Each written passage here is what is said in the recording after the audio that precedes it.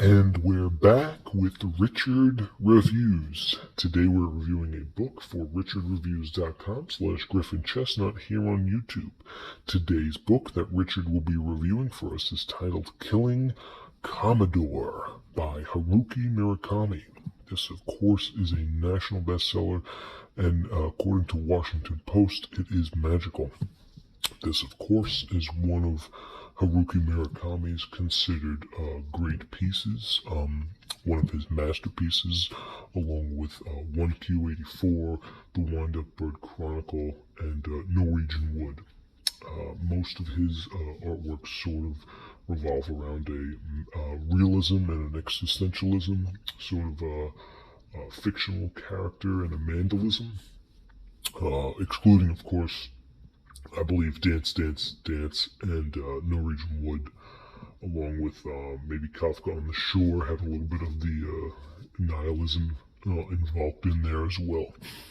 Richard obtained this piece in 2014, and he read the entire piece in that year as well.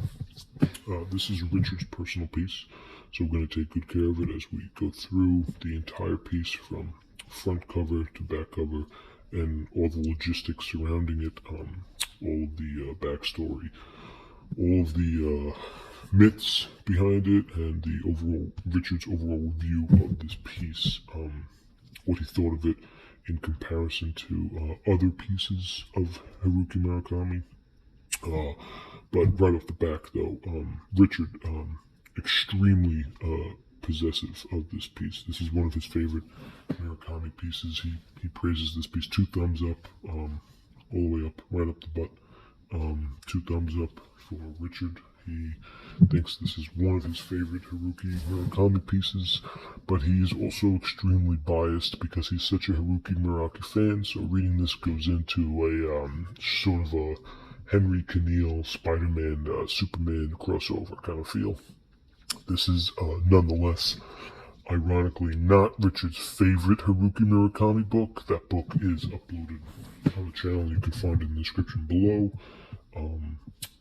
as well as his official review of this piece can be found in the description below. The review Richard wrote took many months to cultivate and put together, and he translated it in English and put it on his blog, which theorized his overall thoughts and vision of this book, and you can find that in the link in the description below. There's a link to his blog below. So Richard thought that, well, this is not the first Haruki Murakami piece that Richard has read, and it won't be the last, considering the fact that Richard has read almost this man's entire bibliography, along with the many others, such as Charles Bukowski, Kurt Vonnegut, Theodore Dostoevsky, Leo Tolstoy, the great Russian novelist of the 1800s, of course, and many others, including Walter Isaac, Mr. Bixby, Joseph Beuys, Don DeLeo, Milton Newman, and many others, such as Cedric Frisbee and Current Religion Icebergs, which are different mutilations of the substantial past. So we're going to take a look at this piece. First, before we get into it, we're going to look at the condition and how Richard's personal piece, which he obtained in the year 2014, helped him review and ultimately cultivate such a substantial private life. Now, this is one of Haruki Muraki's longest pieces, you can tell. It's a pretty long piece. It's almost as long as the Wind-Up Bird Chronicle, but not as quite, and definitely not the longest, considering that title goes to 1Q84. But I'd say it's maybe 3rd or 4th in terms of longest of pieces of a Haruki Murakami piece. So a very, very long book, and it's a beautiful piece. It's a beautiful book. It's got great story. So it is a soft cover, as you can tell. It's got bend. Okay, good bend actually, really good bend. And there is a crease in the cover, as you can tell here. This belongs to Richard, so it's probably when Richard read this piece. but the overall condition is fairly decent. Looking at the bottom, you can see that the cream is good and the trim is even nicer. There is no brim and it's good cream. Nice cream on the side, you can see it. And on this side as well, here you can see that dent. Other than the dent though, it is very good cream and the trim is very good. And the brim is even better. Good brim and nice cream. Good condition for this piece. This is a very nice piece. Even on the top. This is probably the best condition side, with the trim being almost full trim and nice brim on the side, and the middle cream is very good.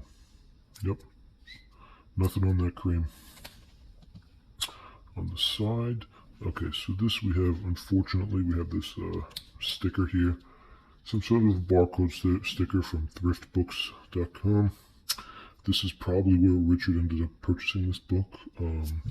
He probably got it online, but nonetheless, it is a beautiful piece. If we could just somehow remove this sticker, make it more official and real. But we have Haruki Murakami killing Commendatore on the back. Of course, the official back of the book, including the barcode, picture of the author. This is Haruki Murakami.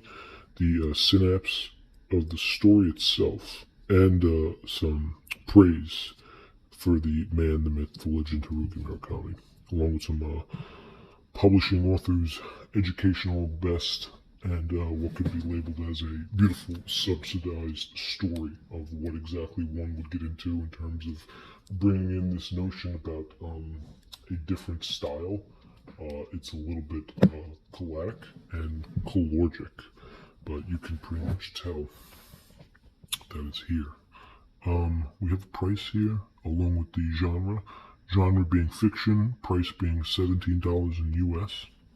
Okay, here's the man, Mr. Haruki Murakami. Let's get a close-up of him so we can see his face. There we go. Yep, that's about as close as we can get.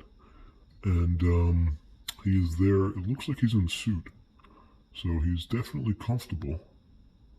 And he's definitely comfortable. He's also got his ear pierced. Never realized that before. Never noticed that. But he definitely has his ear pierced there.